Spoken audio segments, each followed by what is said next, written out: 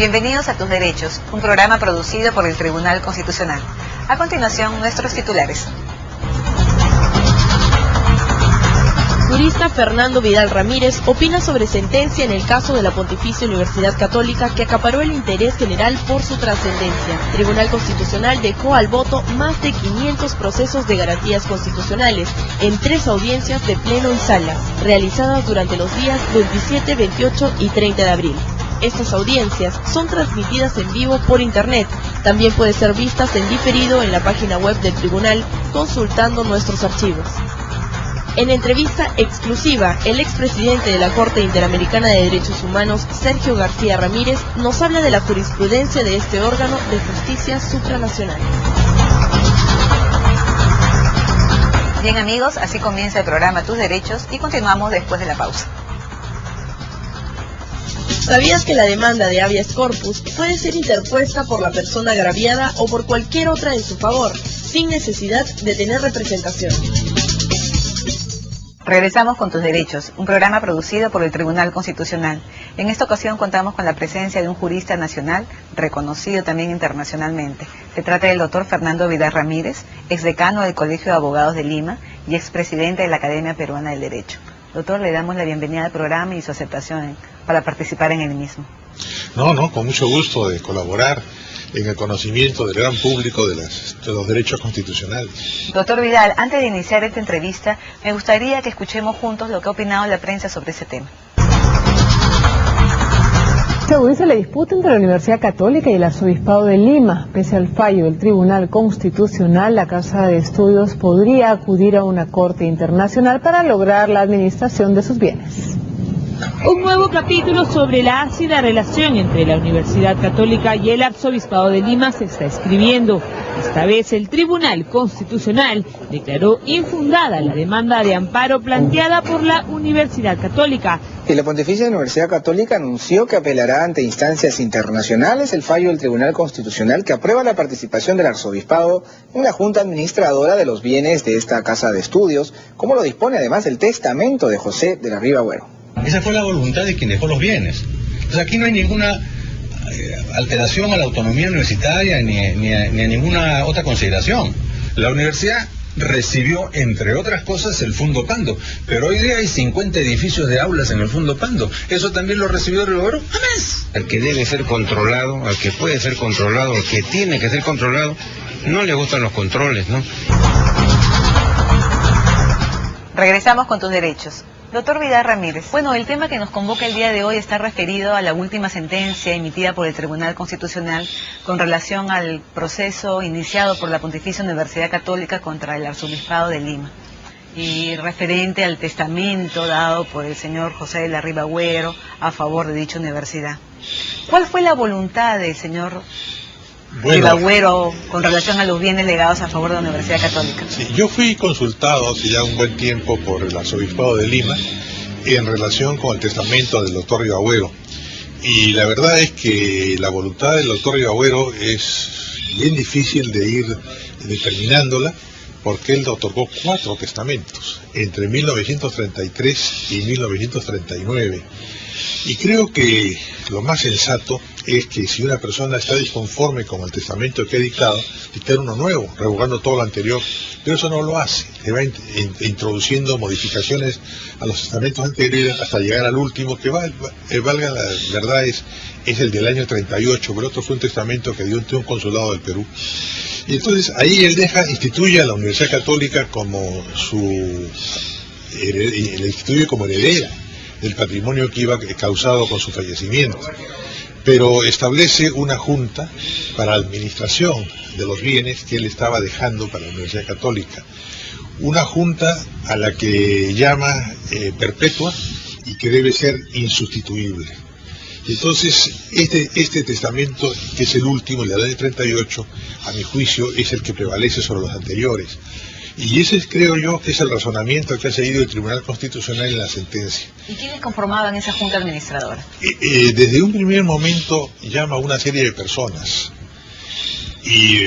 pero poniéndose en la hipótesis de que esas personas, como todos los seres humanos, tienen la vida finita, establece que al final, cuando todos hayan muerto, la Junta de Administración deberá ser integrada ya no por personas llamadas por su nombre, sino por el rector de la Universidad Católica y por una persona designada por el Arzobispado de Lima. Entonces, como efectivamente con el transcurso de los años, los llamados originalmente a integrar la Junta ya habían dejado este mundo, al final la Junta de Administración la conformaban el rector de la Universidad Católica y el designado por el arzobispo. Y doctor, ¿y cuáles son los alcances de este legado? ¿Cómo se deben entender los bienes que ha comprado la Universidad Católica o ha construido posteriormente? Bueno, ese es un problema jurídico cuya respuesta la tiene el Código Civil, porque lo que se construye sobre un terreno es un inmueble por adhesión. En consecuencia, forman un solo inmueble. Pero creo que ya no es el problema que se ha presentado, y yo en este caso me quisiera limitar únicamente a la interpretación del testamento, la que yo hice cuando fui consultado por el Arzobispado de Lima, y también la que ha hecho el Tribunal Constitucional, que valgan verdades, es el único aspecto que yo he revisado de la sentencia, porque no conozco los antecedentes, no conozco cuál es el problema procesal que puede haber habido, porque se cuestiona la sentencia del Tribunal Constitucional desde una perspectiva procesal. Yo no he analizado eso, sino solamente la interpretación que hace. El Tribunal Constitucional considero que parte de dos premisas. Una, que los testamentos tienen que ser interpretados bajo un criterio de la literalidad, o sea, las palabras utilizadas por el testador. Y el segundo criterio, que es un criterio que se aplica también a la legislación, la ley posterior deroga la anterior, y en consecuencia el testamento posterior deroga también el anterior. Por eso es que se le da prevalencia al testamento de 1938. Mi interpretación del testamento del doctor Rivabuero fue más que nada sobre la prevalencia de la voluntad testamentaria.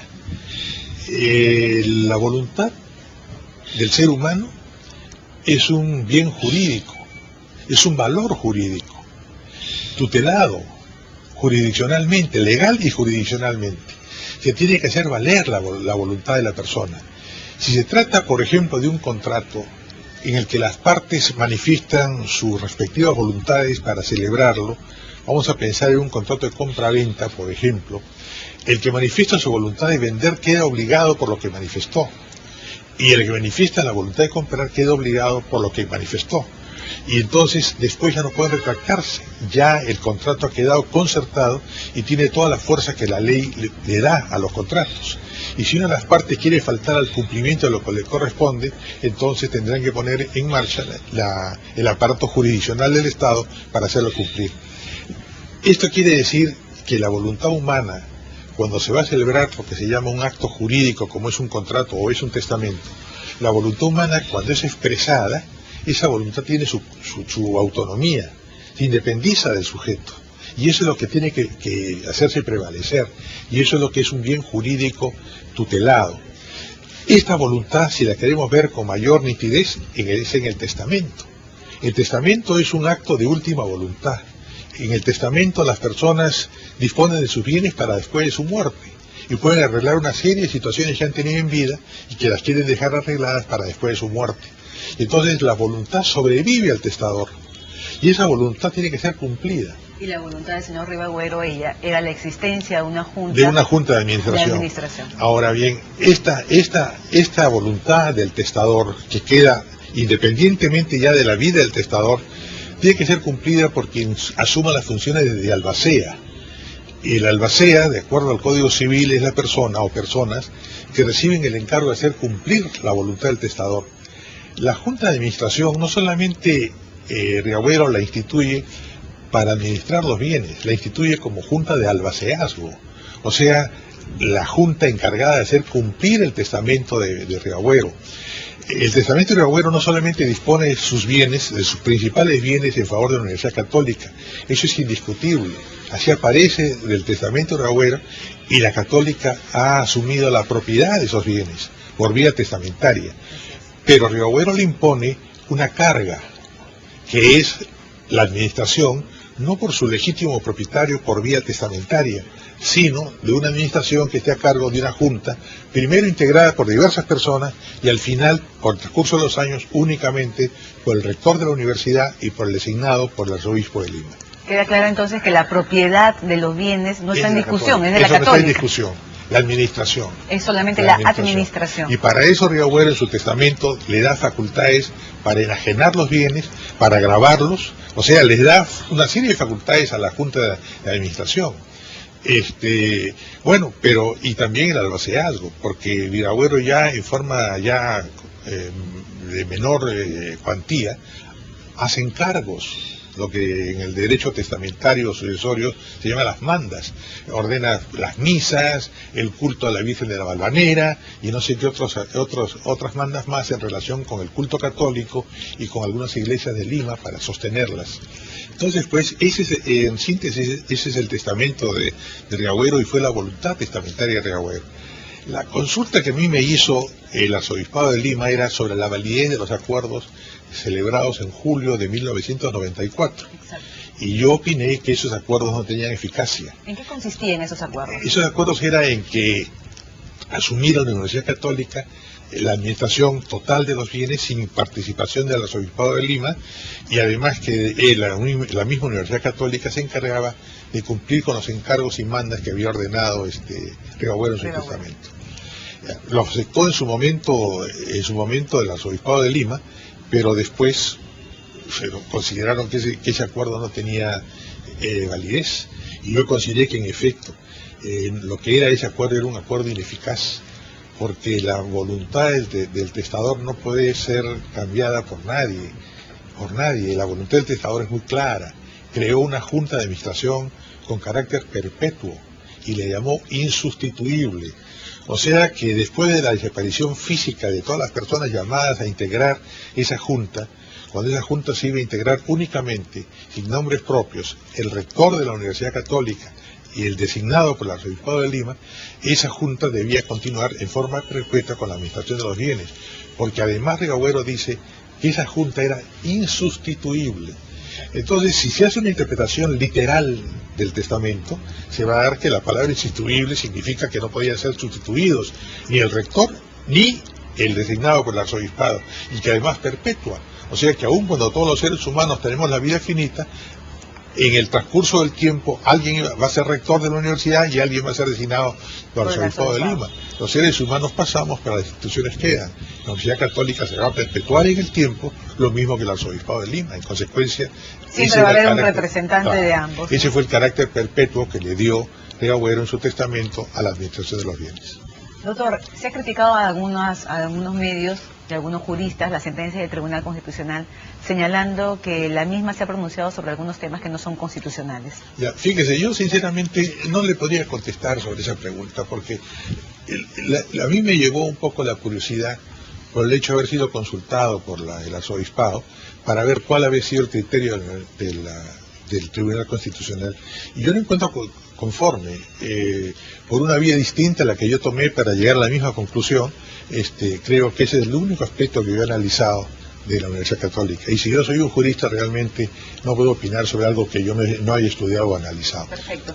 Doctor, y por otro lado, el arzobispado de Lima, ahora que ha ganado en este proceso, ¿tendría alguna injerencia ahora en el aspecto académico dentro de la Universidad Católica como miembro de la Junta de Administración? El testamento es concreto, específico, dice administrar bienes, nada más que administrar los bienes. Y no tiene injerencia en nada que sea la marcha académica de la universidad, ni tampoco se está afectando la autonomía de la universidad, porque el patrimonio causado por Río Agüero y asumido en propiedad por la Universidad Católica fue aceptado. Y durante muchos años, hasta el año 94, ha funcionado la Junta de Administración. Entonces, no es aquí una afectación a la autonomía de la universidad.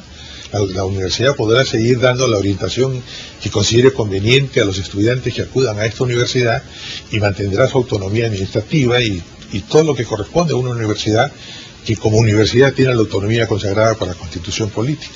Claro.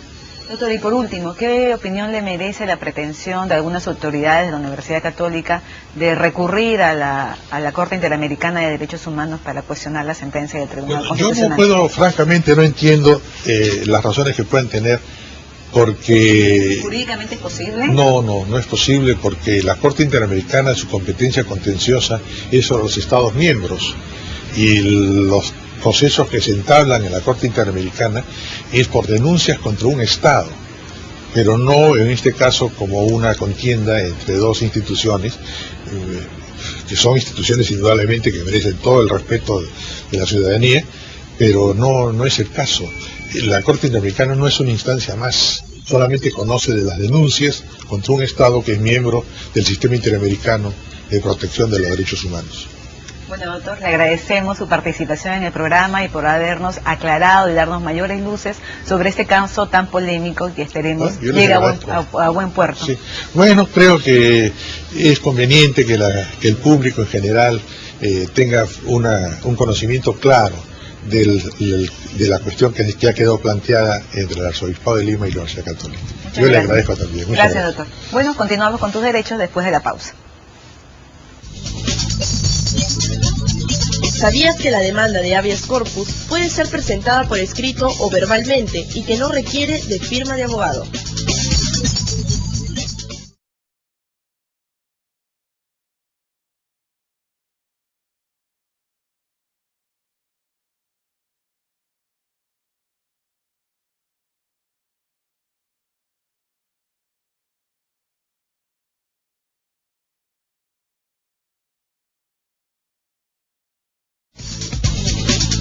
¿Sabías que la demanda de habeas corpus puede ser presentada ante cualquier juez penal?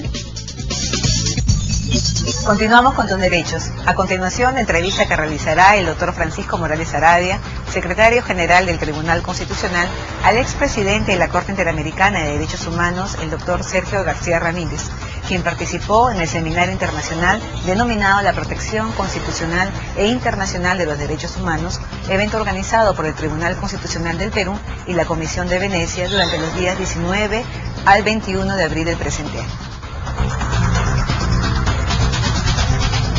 Estimados amigos del programa Tus Derechos, continuando con nuestro programa, el día de hoy tenemos la presencia aquí en la ciudad de Lima de don Sergio García Ramírez, ciudadano mexicano y expresidente de la Corte Interamericana de Derechos Humanos. Doctor Sergio, muy buenos días. Muy buenos días, gracias por su invitación. Además de ciudadano mexicano, amigo de Perú. Bueno, usted que ha tenido una larga trayectoria de juez de la Corte Interamericana, usted ha visto cuál ha sido la evolución de la jurisprudencia de la Corte Interamericana en estos últimos 12 años. Quisiéramos que nos hiciera una breve reseña de esta evolución jurisprudencial y sus temas más importantes. Con mucho gusto. Estos últimos 12 años han sido una etapa de gran actividad para la Corte Interamericana, que tiene 30 de funcionamiento, pero en realidad los últimos 15 años, o un poco más, y ciertamente los últimos 12 han sido de gran intensidad. En estos años la Corte ha afianzado su jurisprudencia sobre temas tradicionales que tienen que ver, por ejemplo, con la desaparición forzada, con los apremios indebidos, con el tema de las prisiones, y ha explorado nuevos horizontes porque así se han planteado las cosas a través de las demandas que presenta la Comisión Interamericana. En esas novedades que la Corte ha asumido en esos últimos años figura la consideración, por ejemplo, de los derechos de los migrantes indocumentados, de los derechos de los menores de edad, niños, niñas y adolescentes, de los derechos de los detenidos extranjeros a la protección consular, de los jueces ad hoc y jueces de la nacionalidad del caso que se está ventilando en la Corte, de la protección a grupos étnicos, a grupos afrodescendientes o grupos indígenas que han suscitado reflexiones muy importantes de la Corte y de los cuales han procedido inclusive algunas políticas públicas, algunas orientaciones que los estados han acogido. Así que en esta etapa la Corte no solamente ha visto los problemas tradicionales que tuvo a la vista al principio, que tuvo en su foro al principio, que son temas muy violentos, de derramamiento de sangre, de ejecuciones extrajudiciales, sino otros que lindan ya con derechos de lo que llamamos en general la segunda generación y acaso la tercera generación. ¿Cómo hace la Corte, y usted que fue juez, cómo hacen los jueces para ir definiendo los grandes temas a resolver? Si bien es cierto, la comisión es la que propone, pero tengo la impresión que también la Corte es la que en un determinado momento dice estos temas son los que hay que abordar. ¿Eso es así? Bueno, mire usted, no, la Corte no puede atraer a su consideración motu proprio, digamos, ciertos temas o ciertos litigios. La Corte está a la expectativa de que se plantee por parte de los estados o por parte de ciertos órganos de la OEA o de la Comisión Interamericana los temas de las opiniones consultivas por un lado y de los casos contenciosos por el otro. Entonces, puede ser planteamientos de ambas categorías jurisdiccionales. La Corte ha visto en los últimos años, a los que usted está refiriendo, un buen número de opiniones consultivas y un número crecido y creciente de casos contenciosos, pero nunca los llama por sí, nunca los atrae por sí, sino que les son remitidos por quien tiene la facultad de solicitar opinión consultiva, que son todos los estados, que forman parte del sistema interamericano y desde luego órganos del sistema mismo, la Comisión Interamericana, o de quien plantea casos contenciosos, que es hasta ahora únicamente la Comisión Interamericana.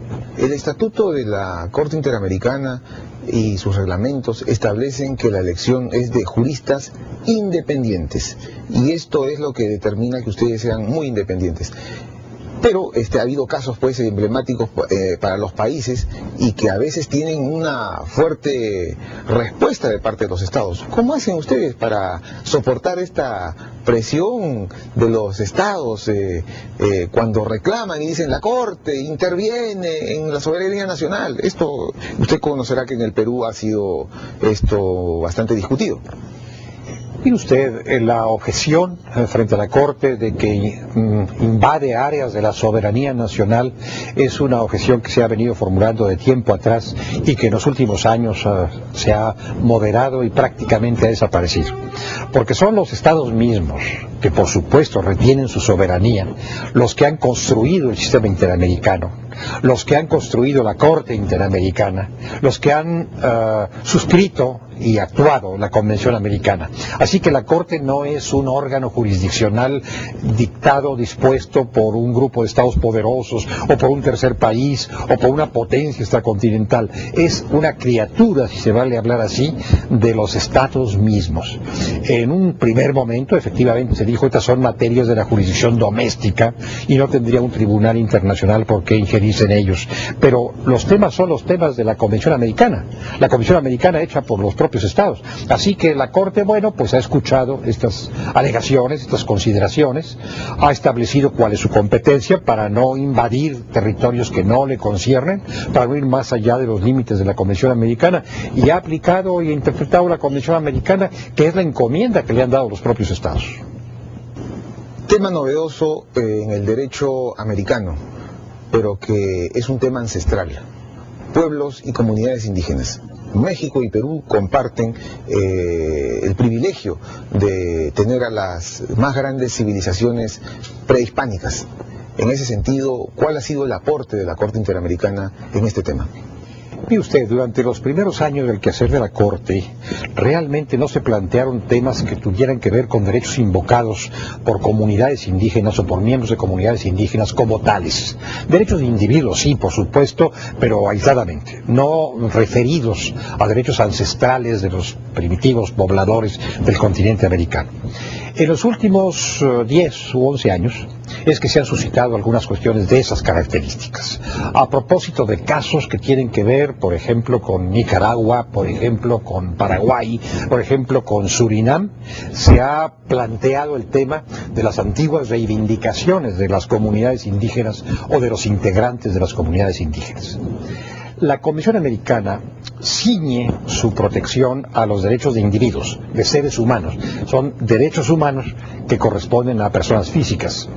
Pero la Corte ha elaborado una jurisprudencia, me parece, muy avanzada y muy protectora, muy tutelar, tratando de mirar más allá de los planteamientos de las comunidades, los derechos de los individuos, o más allá de los derechos de los individuos, las circunstancias de las comunidades indígenas o afrodescendientes. Entonces ha dictado varias sentencias que reconocen la necesidad de respetar y garantizar los usos y costumbres, es decir, el derecho de los pueblos originarios de América, el derecho que ellos mismos se han dado y que están aplicando en sus comunidades, de reivindicar la posesión de tierras que han ocupado ancestralmente, el uso y el goce de estos derechos, de participar en la vida de la sociedad a la que pertenecen, ellos quieren la suya pero pertenecen a otra nacional más amplia, de participar en condiciones adecuadas, en igualdad de condiciones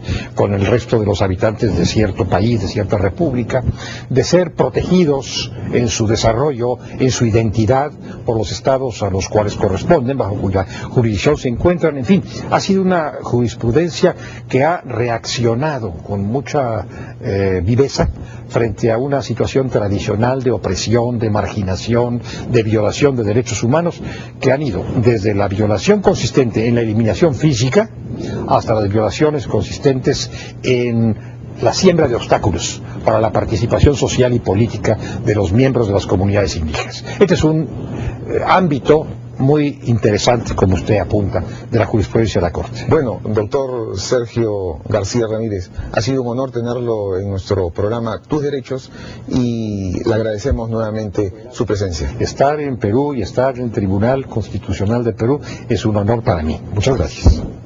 Estimados amigos, continuamos con el programa. Bueno amigos, regresamos con Tus Derechos, programa producido por el Tribunal Constitucional. En esta oportunidad contamos con una invitada de lujo. Tenemos la presencia de la presidenta del Tribunal Constitucional de Croacia, la doctora Jasna Omejec, a quien le damos la bienvenida y el agradecimiento de nuestra institución por su participación en esta edición.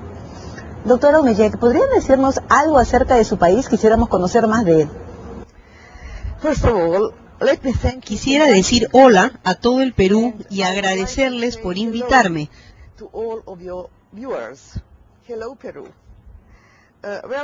Soy de Croacia, el país europeo que logró su independencia en 1991, cuando colapsó la Yugoslavia formal. Infortunadamente, esta disolución fue seguida de hechos extremadamente crueles.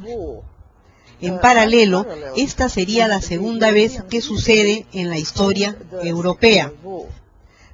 Croacia fue reconocida internacionalmente en 1992.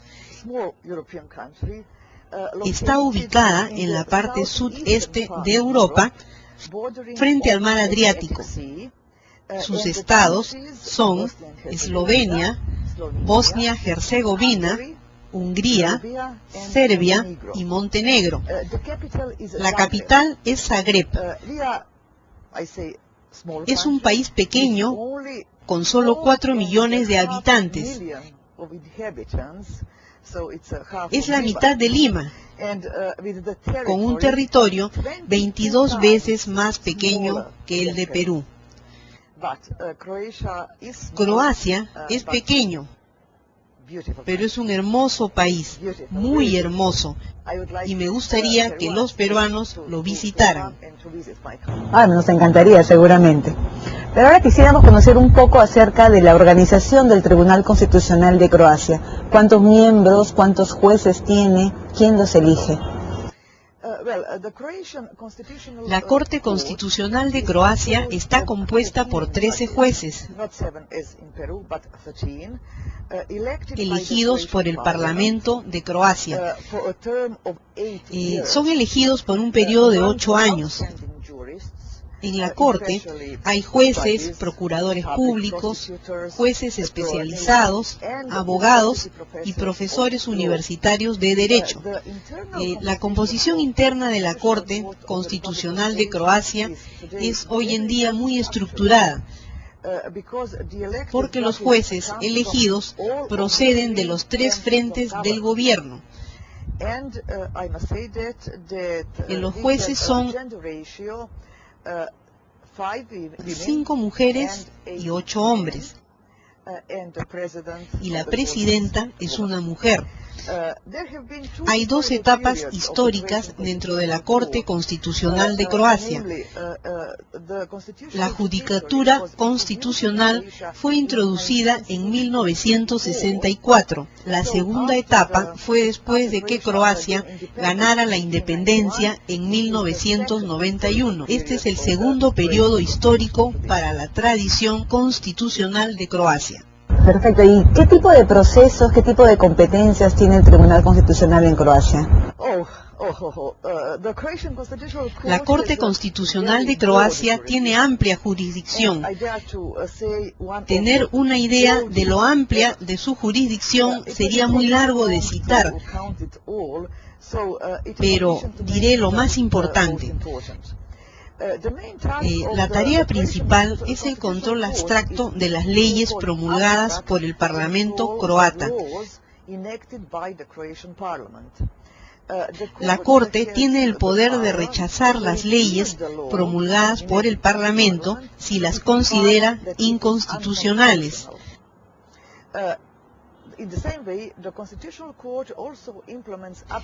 La Corte puede implementar el control abstracto de otras legislaciones sobre la constitucionalidad y legalidad de otras regulaciones si las considera inconstitucionales.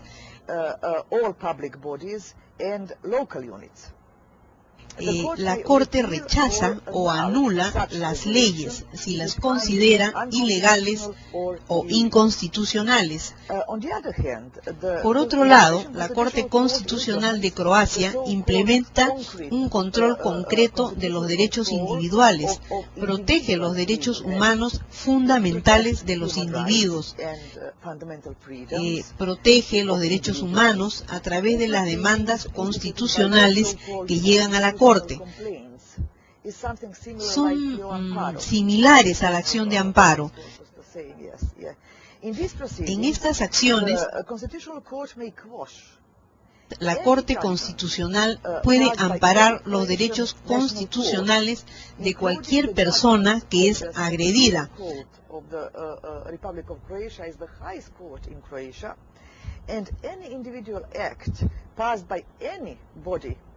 State body or public body in Croatia, if it finds that this individual act, violates a constitutional right of a person in question. Furthermore, la Corte Constitucional de Croacia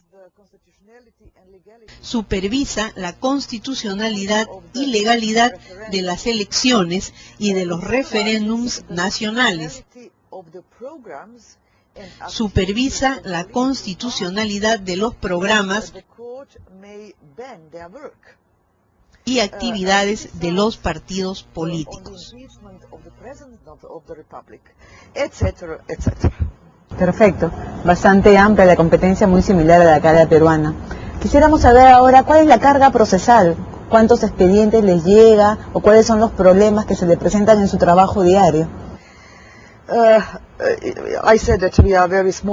Somos un país pequeño con 4 millones de habitantes, pero en los últimos 20 años hemos recibido más de 55.000 casos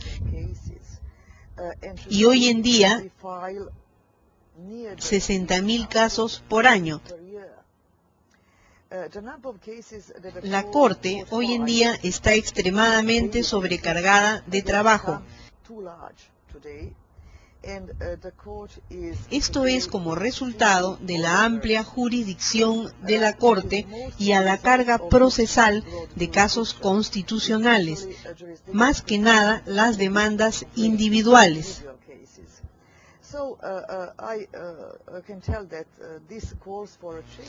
Puedo decir que este curso se debe a la legislación internacional y por la amplia jurisdicción de la Corte. Perfecto. Ahora, en Europa tienen ustedes el Tribunal Europeo de Derechos Humanos. ¿Cuál es la relación de este tribunal con las Cortes Constitucionales Europeas? El Tribunal Europeo de Derechos Humanos en Estrasburgo es único en el mundo. Protege los derechos humanos, las libertades fundamentales, garantiza las convenciones de derechos humanos y las libertades fundamentales. En realidad, protege los derechos de todos los individuos y los derechos legales de todas las personas en 47 estados europeos. Es sorprendente su jurisdicción. Abarca 47 estados en Europa. Podemos decir que protege los derechos de millones de personas en toda Europa.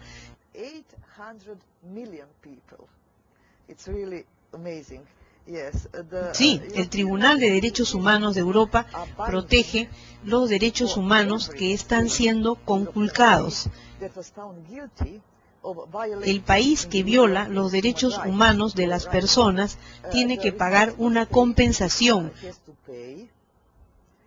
o si no, tomar todas las medidas preventivas posibles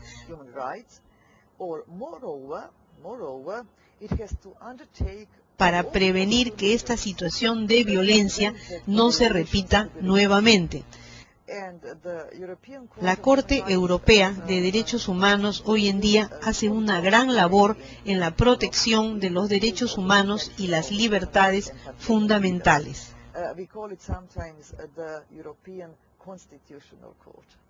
Perfecto. Ahora, tenemos entendido que las Cortes Constitucionales Europeas se están agrupando, organizando en un tipo de asociación. ¿Podría contarnos algo al respecto? Esta es la Conferencia de Cortes Europeas Constitucionales.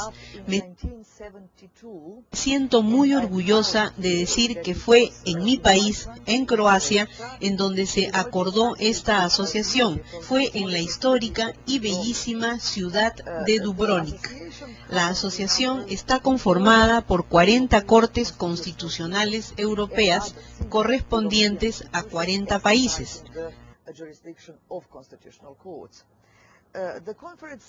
La Conferencia de las Cortes Europeas se reúne regularmente y organiza eventos con el propósito de intercambiar experiencias con respecto a la práctica constitucional, a la jurisprudencia, dentro del contexto del ámbito europeo, y mantiene contacto con las Cortes Constitucionales de toda Europa. Bueno, doctor Omeyer, usted sabe que el tiempo en televisión es bastante tirano. Ha sido realmente muy agradable tener su presencia acá en el programa, poder conocer a través de su persona, tanto a usted, a su país y a la organización del Tribunal Constitucional en Croacia.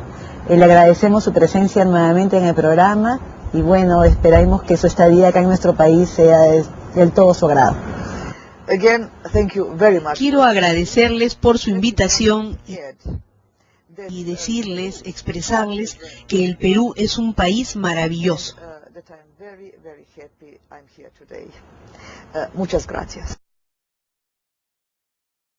Bueno amigos, así culmina el programa Tus Derechos, producido por el Tribunal Constitucional. En esta oportunidad hemos tenido la presencia del doctor Fernando Vidal Ramírez, quien nos ha hecho los comentarios respectivos a la última sentencia emitida por el Tribunal Constitucional en el proceso de amparo iniciado por la Pontificia Universidad Católica de Perú contra el Arzobispado de Lima. Por otro lado, el secretario general del Tribunal Constitucional, el doctor Francisco Morales Arabia, ha realizado una entrevista al expresidente de la Corte Interamericana de Derechos Humanos, el doctor Sergio García Ramírez. Esperamos que los temas tratados el día de hoy hayan sido de su interés y nos vemos la siguiente semana.